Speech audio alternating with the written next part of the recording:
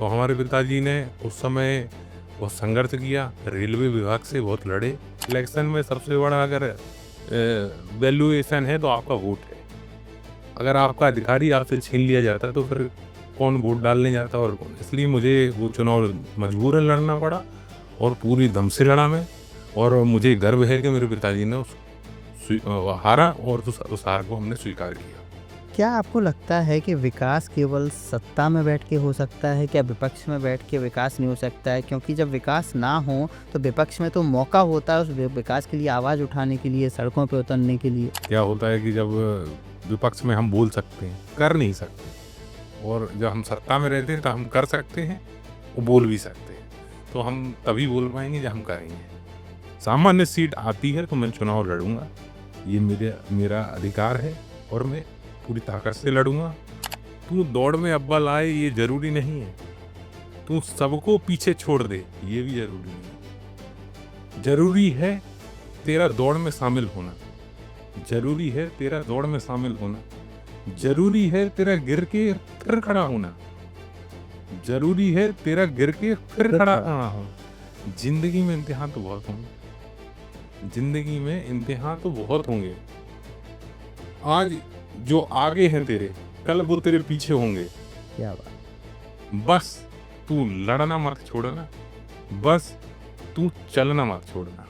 नमस्कार दोस्तों, मैं ऋतुराज तोमर और आप देखना शुरू कर चुके हैं ब्रेकिंग न्यूज़ वाला। आज के हमारे इस स्पेशल पॉलिटिकल पॉडकास्ट में हमारे साथ मौजूद हैं बुंदेलखंड के एक ऐसे युवा चेहरे जिन्होंने बहुत ही कम उम्र में अपनी एक अलग पहचान बनाई है। मैं बात कर रहा हूँ अवधेश अर्जड़िया की। एक ऐसा युवा जिसने मात्र 30 वर्ष की उम्र में साल 2023 में उत्तर प्रदेश के ललितपुर जिले की तालवेट नगर पंचायत के अध्यक्ष पद का चुनाव निर्दलीय लड़ा था। उस समय वे पूरे बुंदेलखंड के सबसे कम उम्र के चेयरमैन पद के उम्मीदवार थे। अवधेश जी उस परिवार से आते हैं जिसकी जड़ें राजनीति और समाज सेवा में गहरी रही हैं। इनकी माताजी वर्ष 2010 से 2015 तक ग्राम खांदी की प्रधान रहीं। वहीं इनके पिता पंडित अनिल कुमार अर्जड़िया, जिन्हें लोग अन्नू महाराज के नाम से जानते हैं, उप ब्लॉक उम्मीदवार पद पर रहकर उन्होंने भी जनता की सेवा की है। हालांकि पिछले कुछ वर्षों से माताजी और स्वयं अवधेश जी को चुनावी हार का सामना करना पड़ा, लेकिन यह परिवार निराश होने वालों में से नहीं है। चुनौतियों ने इन्हें और अधिक दृढ़ और अधिक जन समर्पित बनाया है। आज हम अवधेश जी से जानेंगे उनकी राजनीतिक यात्रा, परिवार की संघर्षपूर्ण विरासत, लगातार मिली हारों से सीख और क्षेत्र के लिए क्या कार्य योजना है। साथ ही साथ इस बात का जवाब भी लिया जाएगा कि एक युवा व्यापारी आखिर अपना व्यापार छोड़कर क्यों राजनीति में भविष्य देख रहा है। युवाओं को राजनीति में आने की जरूरत, सही समय पर उनकी भूमिका पर भी हम उनसे विस्तार से चर्चा करेंगे। तो चलिए शुरू करते हैं हमारा पॉलिटिकल पॉडकास्ट विथ ऋतुराज। नमस्कार अवधेश जी। नमस्कार भैया। अवधेश जी, जैसा मैंने अभी हमारे दर्शकों को आपके परिचय में बताया कि आपकी जो पारिवारिक पृष्ठभूमि है वो बड़ी समृद्ध है, तो थोड़ा सा आप शुरुआत में बताएं अपने बारे में। आपका शुरुआती जीवन, पढ़ाई कहाँ से हुई, कहाँ से आप हो, गांव का थोड़ा अपने बारे में बताएं। आप मेरे बड़े भाई हैं। आपने लोगों को पहले ही बता दिया कि एक हम तालबेट गांव से आते हैं और एक हम छोटे से कस्बे से बिलोंग करते हैं, और हमारी प्रारंभिक पढ़ाई तालबेट में हुई थी। और फिर उसके बाद हमारे पिताजी ने सोचा कि मेरा बेटा और अच्छा पढ़ने के लिए बाहर जाए, तो हमारे पिताजी ने हमारा एडमिशन यहाँ से कराया। 12वीं पास हमने वहाँ से की। फिर उसके बाद हम भोपाल आ गए। भोपाल में भी हमने बीई की, इंजीनियरिंग किया। इंजीनियरिंग के बाद जॉब की, फिर एमबीए किया।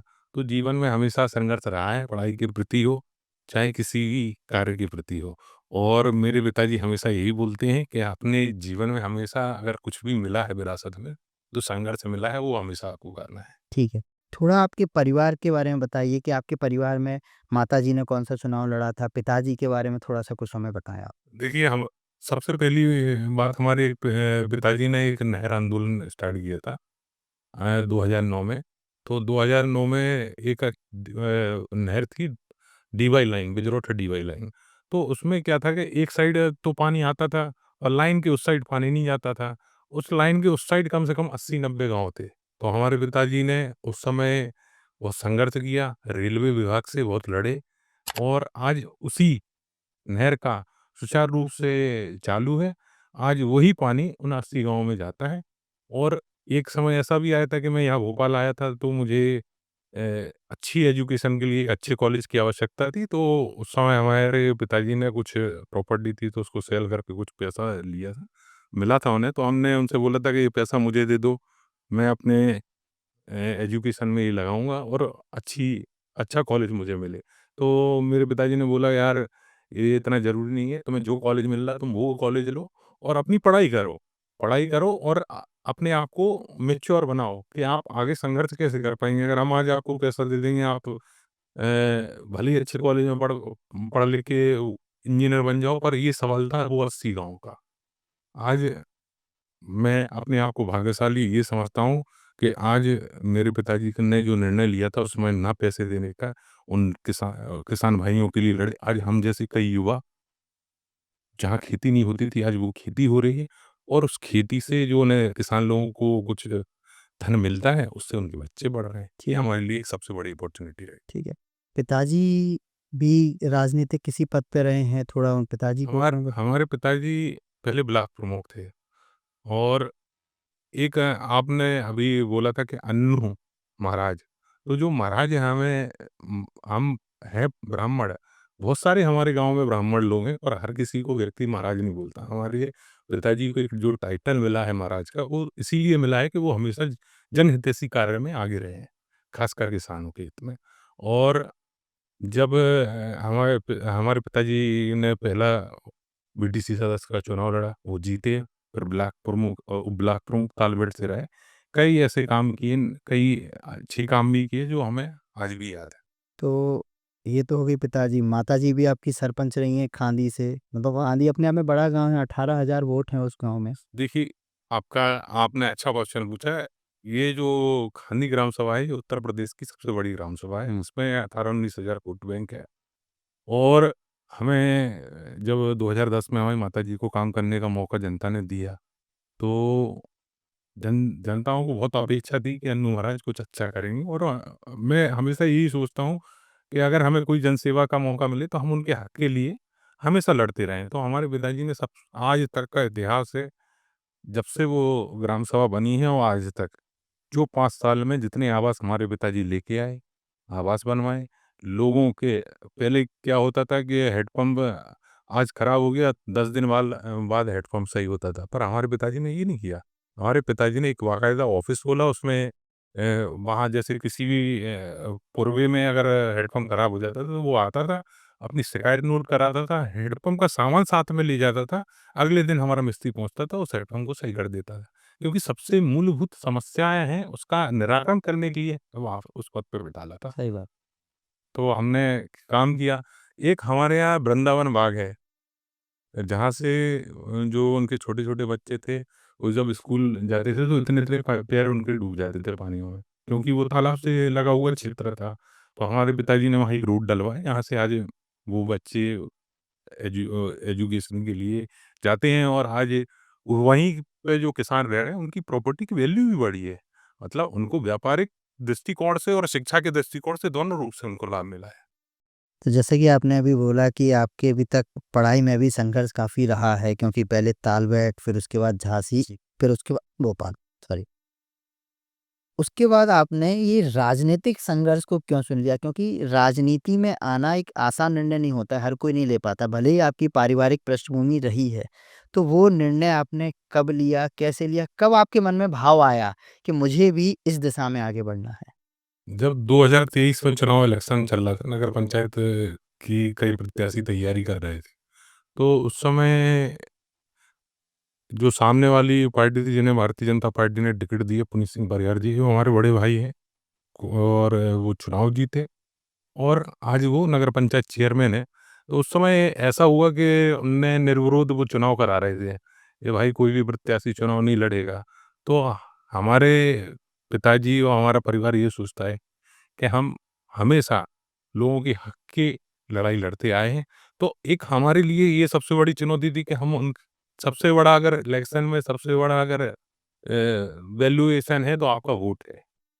अगर आपका अधिकार ही आपसे छीन लिया जाता तो फिर कौन वोट डालने जाता और कौन? इसलिए मुझे वो चुनाव मजबूरन लड़ना पड़ा और पूरी दम से लड़ा मैं। और मुझे गर्व है कि मेरे पिताजी ने हारा और उस हार को हमने स्वीकार किया। इतना काम आपने कराया 2000 जो आपका पहला माताजी का कार्यकाल था, उसके बाद जो अगला चुनाव हुआ उसमें फिर हार का सामना क्यों करना पड़ा आपको? देखिए क्या रहता है कि हमारे पिताजी माताजी सरपंच रहीं। फिर उसके बाद एक क्या है हमारे यहाँ जातिगत समीकरण एक ऐसे है बिंदु है हमारे पूरे बुंदेलखंड में, जो हम लोगों को पीछे धकेलता है। जो अगर विकास करना चाहता है तो वो जातिगत समीकरण उसको फ़ेल कर देता है। तो हमारे यहाँ जो क्षेत्र है खांदी वो हमेशा हमारे यहाँ कुशवाहा समाज और रैकबार समाज और यादव समाज का वोट बैंक ज़्यादा है। तो कुशवाहा समाज का 15 साल से कोई ऐसा प्रधान बना नहीं। मैं पिछली बार जब हम इलेक्शन लड़ने लोगों के पास गए, तो उन्होंने बोला कि भई अब की बार हम अपना प्रधान चुनना चाहते हैं। और हमने कहा चुनिए कोई दिक्कत नहीं। और क्या है कि हम लोगों ने हम क्या रहता है कि एक तो टिकट हम लोगों का कंफर्म नहीं रहता है कि सामान्य सीट होगी तभी तो हम इलेक्शन लड़ पाएँगे। अगर सामान्य सीट नहीं होगी तो हम इलेक्शन लड़ ही नहीं पाएँगे। तो हम लोगों को ये क्लियर नहीं हुआ था कि सामान्य सीट आने वाली है। आई तो हम लोग ने तैयारी की, चुनाव लड़े। समय कम तो मिला समय कम मिला और लोगों ने क्या किया पहले से वादे कर लिए। जो बेचारे किसान लोग रहते हैं, देखो मैं तो बहुत ईमानदार समझता हूँ, जो बेचारा गरीब रहता है वो बहुत ईमानदार होता है और वो वादे का पक्का रहता है। तो वो वादा कर जिनको वो प्रधान बनाना चाहते हैं उनसे उन्होंने पहले से ही वादा कर दिया था। जब मैं उनके दरवाजे पहुंचा तो यही बोल रहे थे कि महाराज आपको 6 महीने पहले आना था। आना था। तो ये सब कारण रहे हैं जिससे हमें हार का सामना करना पड़ा। पर मैं आपसे एक बात और बोलना चाहता हूँ कि जब हम पहली बार चुनाव जीत के आए थे, तब हमारे खुद समाज के वोट सिर्फ 200 थे। वहाँ पे हमें सबसे ज़्यादा आशीर्वाद कुशवाहा समाज, रेगवार समाज और अन्य समाज ने मिलकर हमें हमारे मतलब आपका चुनाव जातिगत चुनाव से ऊपर था। ऊपर था। लोग ये सोचते थे कि एक मजबूत आदमी यहाँ पे आएगा और विकास करेगा और ऐसा ही हमारे पिताजी ने किया। ठीक है। अब मैं जानना चाहूँगा कि आपके परिवार ने अभी पिछले कुछ दिनों में, कुछ सालों में जो लगातार 3 चुनाव हारे हैं, जैसे कि पहले आपका खांदी का ग्राम का चुनाव हो, फिर उसके बाद 2 बार तालबेट का नगर परिषद का चुनाव हो। तो ये लगातार जो 3 चुनाव आप हारे हो, इसके पीछे मुख्य कारण क्या है? आपने क्या अभी तक विश्लेषण किया है? क्या समझ पाए हो आप? इसमें सबसे बड़ा विश्लेषण करने का आपने अच्छा बोला कि अच्छा क्वेश्चन भी है कि सबसे ज़्यादा हमने इसमें विश्लेषण किया कि हम लोगों का जो टचमेंट था वो लोगों के प्रति कम रहा है। उनको ये लगता था कि अन्नू महाराज जी बन जाएंगे तो क्या पता काम होगा कि नहीं होगा। पर अन्नू महाराज ऐसा व्यक्ति नहीं है। हमारा परिवार ऐसा व्यक्ति नहीं है। मैं आज आपके इस चैनल के माध्यम से बोलना चाहता हूँ कि हमारे परिवार ने कभी किसी के साथ ना तो गलत किया, ना किसी की ज़मीनें छुड़ाई, ना किसी से बदतमीज़ी की, ना किसी से मेरी लड़ाई है, वैसा कुछ भी नहीं है। और लोग क्यों मुझे लाइक नहीं कर रहे, ये मेरे लिए बहुत जानना मेरे लिए भी बहुत ज़रूरी है। तो मैं पिछले चुनाव में भी लोगों के पास गया, तो क्या रहता है कुछ मजबूरियाँ रहती हैं। जैसे पिछली बार मैं चुनाव जब नगर पंचायत का लड़ रहा था, तो भारतीय जनता पार्टी के बहुत सारे कार्यकर्ता हमारे यहाँ हैं। तो हम उनसे वोट माँग रहे थे, वो कह रहे थे यार हम पार्टी के कार्यकर्ता हैं, जबकि हमारे वो मित्र भी थे। तो ये कह रहे थे कि यार हम पार्टी के कार्यकर्ता हैं, आप हमारे मित्र हैं, हम आपका सम्मान कर रहे हैं। अगर इससे कोई वो चुनाव होता, अभी क्या पार्टी का दबाव भी था इसलिए हमें वोट देना पड़ा। व्यापारी पे वैसे ही आपको पता है कि पार्टी का दबाव ज़्यादा रहता है। तो उनने भी व्यापारी बंधुओं ने जो हमारे बड़े भाई हैं, जो हमारे पिता तुल्य हैं, उन लोगों ने हमें समर्थन नहीं दे पाया। तो हमें उस चीज़ का मलाल भी नहीं है। और हमेशा हमारा जीवन हमने आपको पहले ही बताया कि संघर्ष से चला है। और सबसे बड़ी बात हमारे पिताजी ने एक चीज़ सिखाई है, जब मैं घर से निकला था तो हमारे पिताजी ने बोला कि हमेशा आपको एक चीज़ याद रखनी है, आपके संस्कार नहीं भूलना। मेरी पिताजी की पर्सनली किसी से बुराई है, वो उनकी बुराई है, पर उन्होंने कभी ये नहीं बोला कि उसके पैर ना छुओ, ना उनको सम्मान दो। तो हमारे पिताजी हमेशा यही बोलते हैं कि तुम सबको सम्मान करो।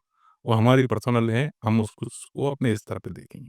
तो ये हमारे पिताजी का एक 2 चीज़ें हमें आज तक, जो कहते हैं ना कि वो पिताजी दे गए या पुरखे दे गए हैं, तो विरासत होती है, तो हमें विरासत में सिर्फ़ 2 चीज़ें मिली हैं, एक संस्कार और एक संघर्ष। ठीक है।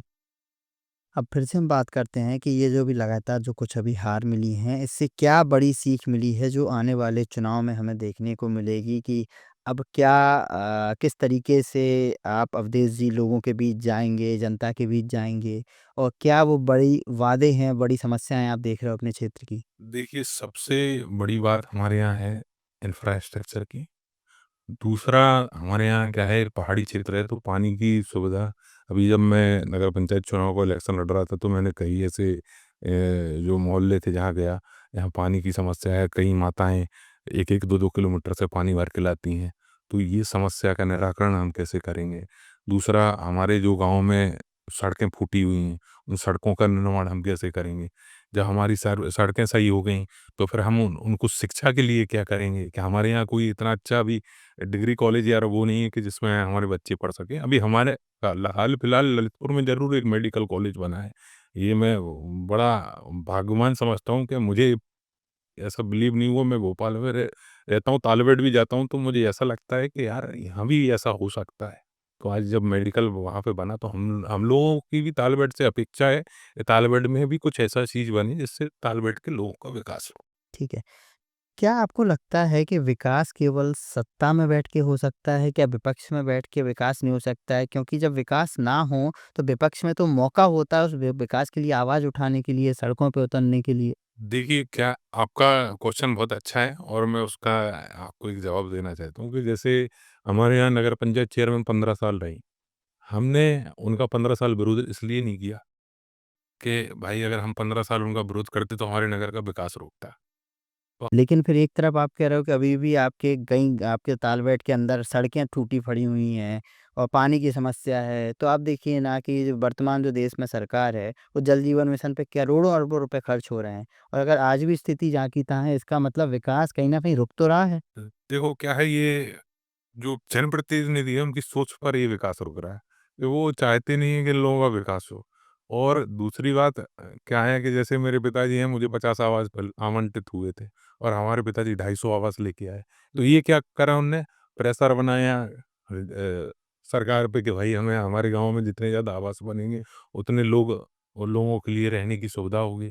तो क्या है कि जो जनप्रतिनिधि है, मैं सभी से यही बोलता हूँ कि आप विकास करें, हम आपका कोई विरोध नहीं करेंगे विकास में।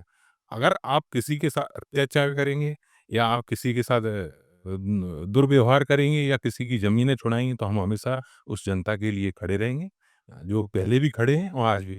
पिछली बार जब सरपंच जी का मैं चुनाव हार के आया, 5 साल उनने दीपचंद भाई साहब ने 5 साल अभी कंप्लीट होने वाले हैं उनका, तो 5 साल उनको खूब मौका दिया। कि आप काम करो 5 साल, आप जनता से चुन के आए हो। क्योंकि अगर हम विरोध करेंगे तो जनता क्या बोलेगी कि यार 5 साल में, और वो उनको भी कहने के लिए हो जाएगा कि भाई साहब इनने हमें काम नहीं करने दिया। तो हम ये नहीं चाहते हैं कि हमारे लोगों का विकास ना हो, तो हम ये चाहते हैं कि लोगों का विकास हो और उस विकास के लिए आप अधिकारियों से या सरकार से लड़ें और उस हक के लिए आप वहाँ से फंड लेके आएँ। ठीक है। आपको नहीं लगता है कि आपके क्षेत्र के लोगों के मन में कहीं न कहीं ये आपको लेके, आपके परिवार को लेके सवाल भी होगा कि अरजड़िया महाराज अगर मैं तालबेट नगर पंचायत चुनाव की बात करूँ केवल, हुँ। कि महाराज 2 बार चुनाव हारे हैं, अब क्या तीसरी बार वो लड़ेंगे? क्या फिर से मैदान में आएँगे? तो क्या इस बार फिर से आप मैदान में आएँगे? और अगर आएँगे तो किन मुद्दों के साथ आएँगे? देखिए, 3 चुनाव हारना, मेरी जगह अगर कोई भी परिवार होता, अब मेरे नगर के लोगों को भी पता है कि 3 चुनाव हमने कैसे लड़े। पूरी ताकत हमने यूज़ किया, हमने लोगों का समर्थन भी मिला। ऐसा नहीं है कि हमारा पिछला जो वोट बैंक था, उसका वोट बैंक हमारा बढ़ा ही है, कम नहीं हुआ। तो सबसे बड़ी चुनौती हमारे लिए ये है कि हमें जो प्राथमिक मुद्दे हैं लोगों के, वो जानना ज़रूरी है।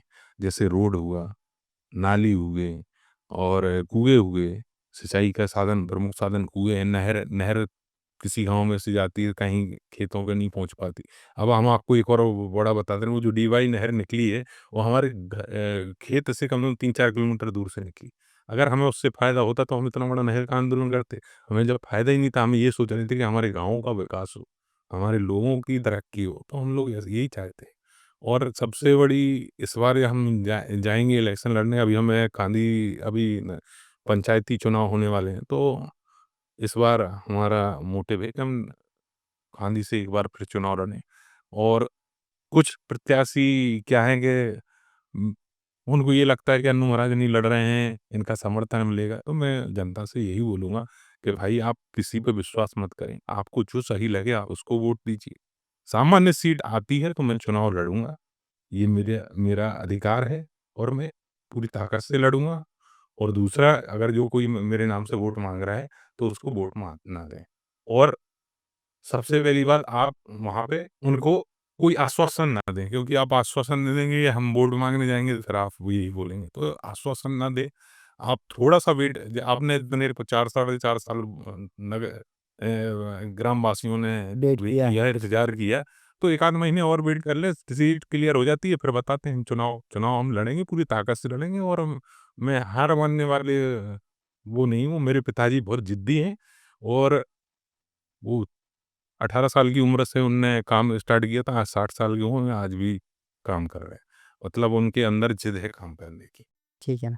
तो पिताजी की ज़िद कहीं न कहीं हमें बेटों में नज़र आ रही है। मैं आपसे ये जानना चाहूँगा कि आप व्यक्तिगत रूप से किस विचारधारा से प्रेरित हैं? आपको कौन-सा राजनीतिक दल पसंद है? क्योंकि अभी तक हमने आपकी राजनीतिक जीवन पे तो चर्चा कर ली है। राजनीतिक दृष्टिकोण मैं अभी नहीं समझ पाया हूँ। आप किस दल से प्रेरित हैं? किस दे विचारधारा से? देखिए, हमारी विचारधारा सबसे पहले है लोगों का विकास हो। और जो लोगों का विकास कर रहे हैं, जो अ लॉ एंड ऑर्डर मजबूत कर रहे हैं, तो ऐसी सरकार का हम हमेशा समर्थन करते हैं। और सबसे ज़्यादा मैं प्रेरित हूँ योगी आदित्यनाथ जी से। उनने जब से वो आए, तब से उत्तर प्रदेश में एक नया लॉ एंड ऑर्डर मजबूत हुआ है। और इसकी तारीफ़ हम नहीं कर रहे हैं, ये पूरा प्रदेश करता है, पूरा देश कर रहा है। नहीं, तो ये तारीफ़ तो हो रही है, लेकिन दूसरी तरफ उन पे आरोप भी लग रहे हैं कि वो बहुत चुन-चुन के कार्रवाई कर रहे हैं, नेताओं के राजनीतिक वजूद को ख़त्म कर रहे हैं। तो इस पे आप क्या करोगे? उनके बुलडोज़र एक्शन को आप कैसे देखते हो? देखो, बुलडोज़र एक्शन सिर्फ़ डराने के लिए होता है, क्योंकि कुछ आपराधिक प्रवृत्ति के लोग होते हैं। जैसे आपने अभी देखा होगा मंडीदीप में एक बच्ची का 6 साल की बच्ची का रेप हो गया। तो ये गलत बात है और ऐसे लोगों के खिलाफ कार्रवाई होनी चाहिए। मैं न्यायपालिका पे ज़्यादा विश्वास करता हूँ। न्यायपालिका पर क्या है, ऐसे लोगों को एक उदाहरण के तौर पर हम लोग सेट करना चाहते हैं कि जैसे उनने ज़मींदोज़ कर दिया, उनको नेस्तनाबूद कर दिया, तो एक वो उदाहरण समाज में भी बनता है कि नहीं, अगर हम ऐसा करेंगे तो ऐसा होगा। तो ये सब चीज़ें ज़रूरी भी हैं। मैं ये नहीं मैं बोलता हूँ कि वो गलत हैं, और मैं ये भी नहीं बोलूँगा वो सही हैं। ठीक है। अभी जैसे कि हमारी बात हो रही थी, आपने बताया था कि आपके पिताजी 18 साल से काम कर रहे हैं और 60 साल के हो गए हैं, वो बड़े ज़िद्दी हैं। आप भी बड़े ज़िद्दी हैं। लगातार 3 पराजय आपके परिवार को राजनीतिक क्षेत्र में मिली हैं। लेकिन हर पराजय के बाद आप राजनीति छोड़ने के अलावा और सक्रिय हो जाते हो। तो ये ऊर्जा कहाँ से आती है आपको? ये ऊर्जा सबसे, देखो क्या है, हम लोगों के बीच रहते हैं तो सबसे ज़्यादा ऊर्जा हमें लोग देते हैं, हमारे पिताजी भी देते हैं। हमारे पिताजी बोलते हैं, कहते हैं कि यार बेटा, हमने तो ज़ीरो से शुरुआत की थी और आज हम 5-6 सीढ़ी पर हैं। गिरेंगे तो कहाँ जाएँगे? कहते ज़ीरो पे हैं ही। तो अपन लोग ज़ीरो से हीरो बनने वाले लोग हैं और हमेशा आज आज पक्ष में कोई चीज़ें नहीं है, हो सकता है आगे हो। ठीक है। जैसे कि आपने बताया कि अगर इस बार खांदी में जो आपका सीट है वो सामान्य होती है, तो आप चुनाव लड़ेंगे। आपको चुनाव ही क्यों लड़ना है? आप बिना चुनाव लड़े भी तो लोगों की सेवा कर सकते हैं, लोगों के लिए खड़े हो सकते हैं, उनकी समस्याओं को सुन के उसका उचित समाधान कर या करवा सकते हैं। देखिए, आपका क्वेश्चन वाजिब है। हम लोग 3 चुनाव 4 चुनाव कंटिन्यू लड़ रहे हैं। 3 चुनाव में तो कंटिन्यू हार ही मिली है। तो हम इसलिए चुनाव लड़ रहे हैं कि एक जब हम देखो, विपक्ष के तौर पर एक हमारे पास एक लिमिटेड वो रहता है कि हम उस दायरे में रह के ही हमें काम करना पड़ता है। और जब हम सत्ता में आते हैं या हम उस कुर्सी पे बैठते हैं, तो हमें काम करने के हाथ बड़े हो जाते हैं। तो हम लोग जब हम इस जगह, इस पद पे आएँगे, तो आज हम जो सीमित लोगों उनके लिए काम कर रहे हैं, वो हम बहुत सारे लोगों के लिए काम करेंगे। इसलिए हम राजनीति में आना चाहते हैं, क्योंकि जब विपक्ष में रहते हैं तो हर चीज़ का एक दायरा होता है और वो दायरा बड़ा करना चाह रहे हैं कि जिससे लोगों का हम विकास कर पाएँ, लोगों की मूलभूत समस्याओं का निराकरण कर पाएँ। क्या होता है कि जब विपक्ष में हम बोल सकते हैं, कर नहीं सकते, और जब हम सत्ता में रहते हैं तो हम कर सकते हैं, वो बोल भी सकते हैं। तो हम तभी बोल पाएँगे जब हम करेंगे। ठीक है। युवाओं को लेके आपकी क्या सोच है? क्या युवाओं को राजनीति में आना चाहिए? और आज के समय में कितना मुश्किल है युवाओं को राजनीति में आना? देखिए, आज के समय में राजनीति में युवाओं का आना बहुत ज़रूरी है। आज आप देख रहे हैं कि पंचायतें स्मार्ट हो रही हैं। पंचायतों में लोग कंप्यूटर का यूज़ कर रहे हैं, और अभी मोदी जी का भी विज़न है, सरकार का भी विज़न है कि हम स्मार्ट गाँव बनाएँ। तो जब युवा आएगा तो स्मार्ट तरीके से वो काम करेगा, और अपना जो ग्राम सभा है उसको और भी आगे बढ़ाएगा। अभी मैं देख रहा हूँ सोशल मीडिया में कई युवा प्रत्याशी हैं जो चुनाव लड़ रहे हैं। मैं सभी को हार्दिक बधाई देता हूँ आपके चैनल के माध्यम से। आप पूरी ताकत से चुनाव लड़ें, और एक चीज़ हमेशा ज़रूर ध्यान रखें कि जो आपसे बड़े-बुजुर्ग हैं, देखो युवा रहते हैं तो वो क्या बड़े-बुजुर्ग को भूल जाते हैं, तो उनको साथ लेके चलना। उनका मार्गदर्शन लेते और हुए। उनका मार्गदर्शन आप हमेशा जब साथ लेके चलोगे, तो जो आप काम कर रहे हैं ना, उसको और अच्छा देखेगा वो काम। क्योंकि जब बड़े-बुजुर्ग आशीर्वाद देते हैं, तो वो काम और अच्छा दिखता है। तो हम तो हमारे तो पिताजी हमेशा यही बोलते हैं कि बड़ों का आशीर्वाद लेना बहुत ज़रूरी है। अब मैं जानना चाहूँगा थोड़ा-सा आपकी माताजी के बारे में, क्योंकि अभी हमने पिताजी के बारे में चर्चा की है, लेकिन ऐसा नहीं है, पिताजी का जितना बड़ा आपका आपने बताया, उससे ज़्यादा आपकी मैंने जब पढ़ा माताजी के बारे में कि वो उन्होंने एक पूरी पंचवर्षीय निकाली है सरपंच के ग्राम प्रधान के रूप में, 2 चुनाव भी और भी लड़ी हैं वो। तो वो 2 बार हारी लेकिन फिर भी निराश नहीं हुई। आपको अपनी माताजी से क्या वो बड़ी प्रेरणा मिलती है? हमारी माताजी, देखो, घर के अंदर एक होता है, घर के बाहर महिलाएँ काम करती हैं, एक घर के अंदर।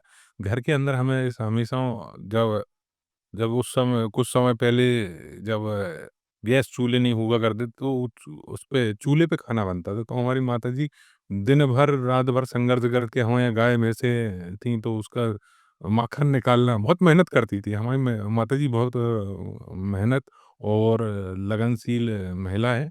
उन्होंने हमारे लिए, अपने बच्चों के लिए और अपने रिश्तेदारों के लिए हमेशा आगे काम किया है। ऐसा ही उनने परिवेश हमारी ग्राम सभा में बनाया, लोगों के लिए काम किया। आप चाहे आवास है, चाहे रोड हो, हर जगह लोगों की मदद करने के लिए हम लोग हमेशा तत्पर रहेंगे। ठीक है। आने वाले वर्षों में जैसे कि आपने ये तो बोल ही दिया है कि आप चुनाव लड़ेंगे अगर सीट सामान्य होगी। लेकिन अगर सीट सामान्य नहीं होती है तो फिर भी क्या अवधेश जी हमें हमारे ग्राम खानी में ही लोगों के बीच दिखेंगे? वहीं मौजूद रहेंगे, लोगों की समस्याओं का समाधान फिर भी करते रहेंगे? देखिए, लोगों को ये पता है कि अनु महाराज के यहाँ अगर हम जाएँगे तो उनका काम रुकेगा नहीं, ये जनता को पता है। और जब भी लोग हमारे घर आते हैं, तो एक होता है सम्मान, तो हम उनको सम्मान से बैठा लेते हैं, उनकी बात सुनते हैं, उनका काम भी करते हैं। पर ये काम पद पे रह के एक काम करना एक अलग बात है, एक बिना पद पे रह के भी काम करना एक अलग बात है, दोनों अलग-अलग बातें हैं। अगर हम पद पे रहेंगे तो हम और अच्छे से काम करेंगे, अभी बिना पद के हैं तो हम तो वो भी ऐसा नहीं है कि काम नहीं करते हैं, अगर लोग बुलाते हैं। अभी हमारे पिताजी, अभी एक गाँव में विवाद हुआ था, तो वहाँ की पंचायत करने के लिए हमारे पिताजी को ही बुलाया था। गए थे, उन्होंने उसका समाधान किया। तो हम पिताजी को हमेशा अपना आइडल आइडल राजनेता भी समझते हैं कि उससे हमें सीखने को मिलता है कि जितने बार आप गिरोगे, उतने ऊँचे उठोगे। तो ये हमारे लिए बहुत बड़ा पॉइंट है। ए, अभी इसके पहले आपने जो 2023 का चुनाव लड़े थे, वो आपके जीवन का पहला चुनाव था और आपके जीवन की पहली हार थी। पहली हार। तो उस पहली हार को आपने कैसे अनुभव किया था? कैसा लगा था उस रात जब चुनाव परिणाम आया था, और उसके पहले परिणाम आने के पहले और परिणाम आने के बाद का कुछ? देखो, क्या रहता है कि जब चुनाव हम लड़े, तो लोगों ने बहुत आशीर्वाद दिया, हम जनता के बीच में थे। और मैं तो, देखो, ये मेरे अधिकार की लड़ाई नहीं थी, ये लोगों के अधिकार छीनने की लड़ाई थी। क्योंकि अगर आप वोट ही नहीं डाल पाते, देखो, हमें हमें हमें बहुत प्रेशर था हमारे, जब हम चुनाव लड़ रहे थे। हमें सामने वाली पार्टियों ने बहुत ऑफ़र भी किए, पर हमने उसको स्वीकारा नहीं। अगर हम उसको स्वीकार लेते तो इलेक्शन ही नहीं होता, और इलेक्शन नहीं होता तो आप जनता के वोट का अधिकार छिन जाता। तो हमने किस लिए लड़े? वोटों के अरे! अधिकार के लिए। और अधिकार के लिए जब हम लड़े, तो लोगों ने बहुत आशीर्वाद दिया। अब किसी मजबूरी के कारण उन्होंने हमें वोट नहीं दे पाया, हमें उसका नहीं।